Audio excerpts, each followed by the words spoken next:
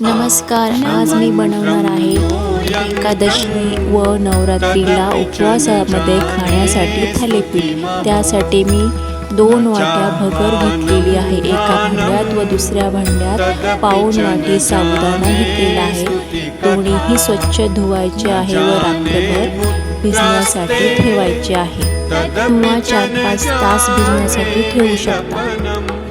दुसऱ्या दिवशी भगर पुन्हा 2 पाण्याने धुवून काढायची आहे व पाणी निथळून घ्यायचे आहे। सर्व पाणी काढून घ्यायचे आहे। साबुदाणा आपला भिजलेला आहे। भगरीतले पाणी काढून घेतलेले आहे। 4 बटाटे मी उकडून घेतलेले आहे व तिखटासाठी हिरव्या मिरच्या मिक्सरला आधी वाटून घ्यायच्या आहे।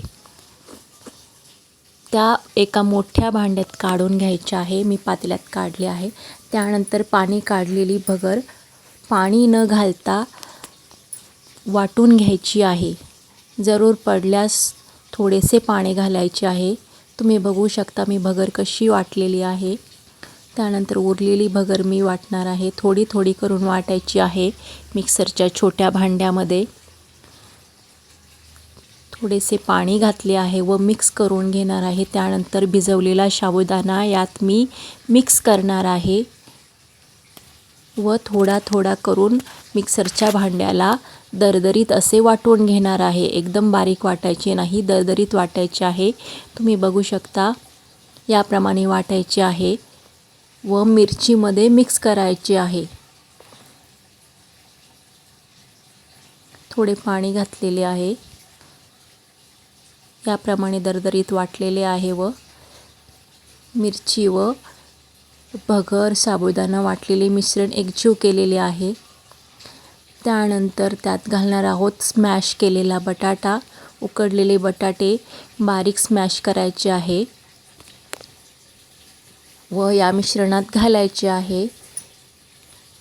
त्यानंतर दरदरीत असा शेंगदाण्याचा कूट घालायचा आहे। खूप बारीकही घालायचं नाही आणि खूप जाडही शेंगदाण्याचा कूट यात घालायचा नाही। मध्यम असा कूट यात घालायचा आहे व चवीपुरते मीठ घालायचे आहे। सर्व मिश्रण एकजीव करायचे आहे। जे थालीपीठ रुमालावरती करणार आहे त्यांनी मिश्रण थोडे घट्ट ठेवायचे व जे डायरेक्ट तव्यावरती बनवणार आहेत त्यांनी थोडे पातळ करायचे आहे। चवीपुरते मीठ मी यात घातलेले आहे। मी डायरेक्ट तव्यावरती करणार आहे त्यामुळे मी मिश्रण थोडेसे पातळ करणार आहे। पाण्याची क्वांटिटी जास्त असल्यामुळे थालीपीठ मऊ होते व मिश्रण घट्ट असल्यामुळे थोडेसे कोरडे होते। त्यामुळे मी नेहमीच जास्त पाणी वापरून डायरेक्ट तव्यावरती बनवते। तर तुम्ही पाहू शकता तवा तापलेला आहे। तो छान पुसून घ्यायचा आहे व थोडेसे तूप घालून ग्रीस करायचे आहे। जास्त लावायचे नाही। जास्त लावले तर थालीपीठ पसरत नाही, त्यामुळे थोडेच लावायचे आहे व अशा प्रकारे तापलेल्या तव्यावरती हळूहळू एक पातळ लेयर बनवायची आहे। बटाटा जर मोठा तुकडे केलेले असतील तर थालीपीठ जाड होईल, त्यामुळे बटाटा जास्त बारीक कुस्करून घ्यायचा आहे।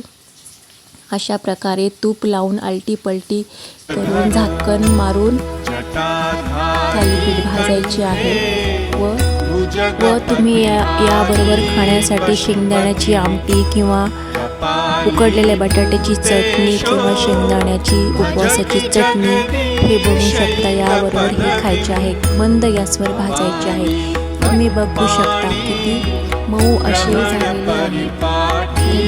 रेसिपी आवडल्यास लाईक करा, शेअर करा, सबस्क्राईब करा।